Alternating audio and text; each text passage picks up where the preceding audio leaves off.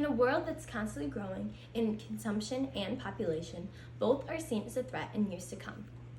According to the US and World Population Clock, there are around 8 billion people in the world today and counting, with that number slowly ticking up and the population not doing much about the pollution to this world.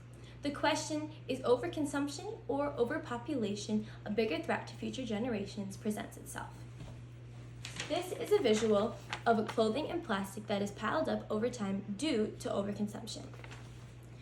I would like to define overpopulation and overconsumption using Britannica Dictionary and the Oxford English Dictionary before I begin.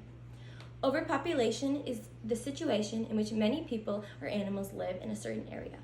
In this scenario, that area is Earth. Overconsumption is the act of consuming something excessively. Both of these should be seen as a problem because there's only so much space on Earth for people and their things. Overconsumption is a bigger threat than overpopulation because with one person comes an additional countless items attached to them. One fact that supports this is consumption is growing at a faster rate than overpopulation. Some main contributors to overconsumption are plastic water bottles and the clothing industry. This brings us to some statistics about overpopulation and overconsumption. We need to decrease overconsumption more than overpopulation because it has a bigger effect on us as humans. According to the unpublished United Nations report in the article, How Overconsumption Affects the Environment Health Explained, written by Seth Milston, the total number of humans on Earth has more than doubled since the 1970s, but the worldwide resource extraction quadrupled over that same period of time, meaning consumption is growing at a faster rate. One example to this is the consumption and production of plastic water bottles.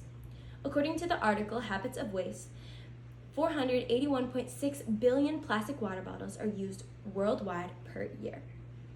Another example to overconsumption being a problem is shown through the clothing industry.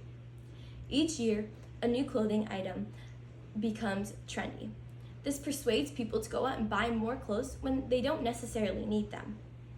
According to the UCLA Stability, in their article, The Fast Fashion Epidemic, one of the main predecessors of overconsumption and waste globally is the fast fashion industry. As humans, we always have the need to want more, even when we have enough. That is this idea of fast fashion. This brings us to some broad and specific solution to overconsumption. One solution is to consume and produce new goods only when necessary, not just to buy or sell something new, or that is considered trendy. This means to purchase more items that are considered necessary and less of items that cause clutter and are unnecessary. If this happens, companies will decrease their supply, resulting in consumption to go down because there's less to buy.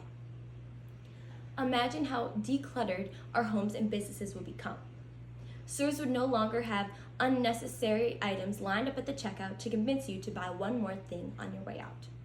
Our homes would no longer have tons of pens, gadgets, and one-use items that are thrown into a junk drawer when company comes over. This vision could be our reality as a world and decrease consumption. To conclude, people need to stop buying just to buy and think about their impact that their impulsive buy has on the world.